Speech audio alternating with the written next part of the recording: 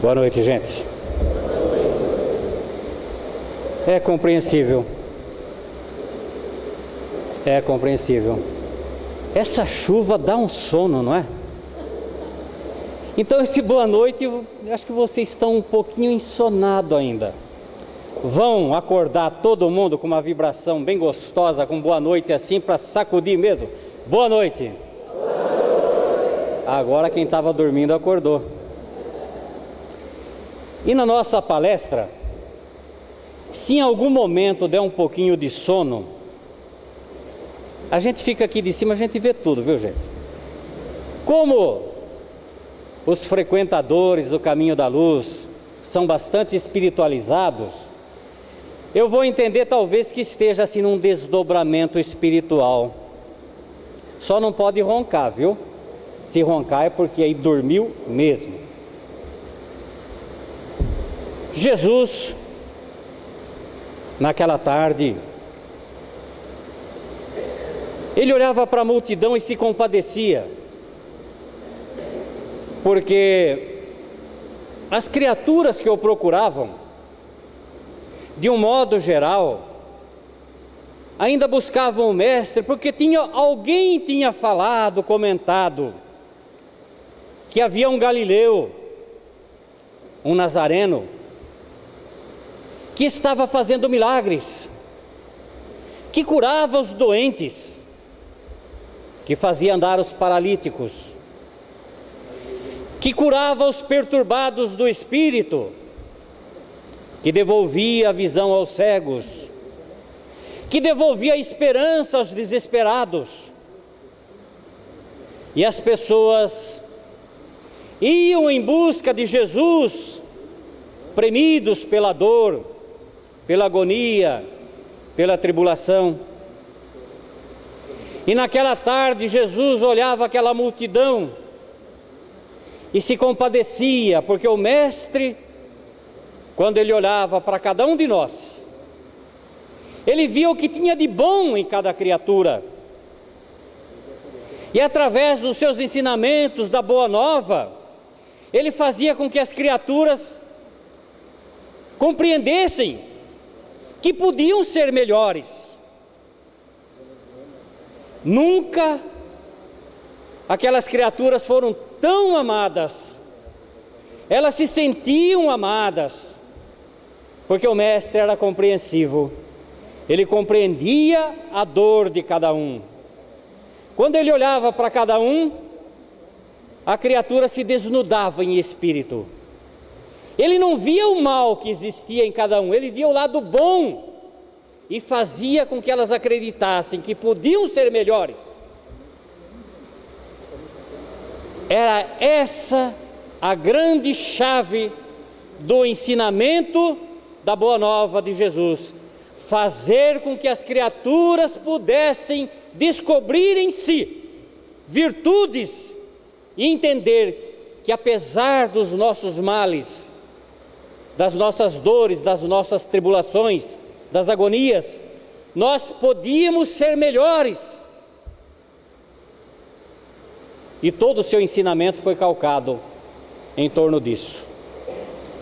E preocupado com a dor, porque se o Mestre pudesse, ele aliviaria a dor da humanidade inteira. Mas apesar de toda a condição de compreensão, de amor, ele poderia, num simples toque de mão, devolver a saúde, a visão aos cegos, a lucidez aos enlouquecidos, levantar os caídos, mas o Mestre não podia derrogar as leis, porque depois ele veio nos ensinar: aquele que não vai pelo amor, vai pela dor. Muitas vezes a dor na nossa vida é a necessidade, é aquela condição que nos faz acordar para levantarmos e caminharmos e seguirmos em frente, porque ainda não aprendemos a amar como Jesus nos ensinou. E naquela tarde ele dizia: conheça a verdade, e a verdade te libertará. O que queria dizer o Mestre? É que não adianta os milagres, a supressão simples e pacífica da nossa dor, da nossa tribulação. Nós temos que nos modificar por dentro. Nós temos que nos melhorar. E isso só é possível na medida em que a criatura conhece a verdade. Por isso ele dizia: conheça a verdade, e a verdade te liberta. Então, depois dos ensinamentos naquela noite, o mestre, ele costumava sair um pouco, se afastar um pouco dos discípulos, possivelmente olhando o céu estrelado da antiga Galileia, naquelas noites quentes, em que, se isolando do grupo, ele sentia a carícia do sopro, da brisa noturna, acariciando o seu rosto e brincando com seus cabelos longos. Possivelmente naqueles momentos, Jesus em comunhão com o Pai maior, ele sentia o carinho de Deus, fortalecendo para que ele pudesse prosseguir na sua tarefa. Porque quantas vezes o mestre olhava e percebia que mesmo os seus discípulos, aqueles que o conheciam mais de perto, não compreendiam aquilo que ele dizia. E ele se afastou, e ele está com os olhos fechados, meditando em oração, em comunhão com o Pai Celestial, quando de repente ele percebe que alguém se aproxima. Era Pedro. E Pedro então se senta ao lado do mestre e pergunta a ele: Senhor, hoje dissestes, no seu ensinamento da Boa Nova, que o ser humano precisa conhecer a verdade, que a verdade liberta. Mas eu queria ir um pouco mais longe. Gostaria, mestre, que pudesse me explicar qual o significado da palavra libertação. Então Jesus abraça aquele discípulo, que era um homem rude, simples, um pescador, pouco letrado, mas que na sua essência era aquela pedra incólume, no qual suportaria no futuro o princípio do cristianismo. Pedro era muito amado por Jesus. Então o mestre o abraça e diz: Pedro, a palavra libertação, ela é completa, porque, como já expliquei hoje, o conhecimento da verdade liberta a criatura humana do cipoal, das dificuldades, das tribulações, da dor, da agonia.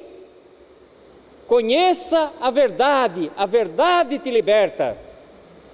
Mas a palavra libertação tem a liberdade pelo conhecimento e a ação. Porque só o conhecimento por si não vale nada. O conhecimento sem a ação é um conhecimento estéril. E naquele momento, Pedro, em comunhão com Jesus, que imagina, o mestre devia ter uma aura espiritual tão grandiosa, e as pessoas que se aproximavam sentiam aquele envolvimento espiritual, aquela coisa boa. Pedro se emocionou e juntos sentaram e ficaram lá em silêncio por longo tempo, enquanto Pedro meditava nas palavras do mestre. Nós temos desenvolvido um trabalho de rua, no qual saímos toda quinta-feira, 11 horas da noite, e não temos hora para voltar. Eu vou recordar 2 casos apenas, um deles acho que eu já até comentei por aqui, do que é o conhecimento. Tem um morador de rua, ele fica no final da rua Bernardino de Campos, quase início com a Paulista, perto de uma agência do Banco do Brasil.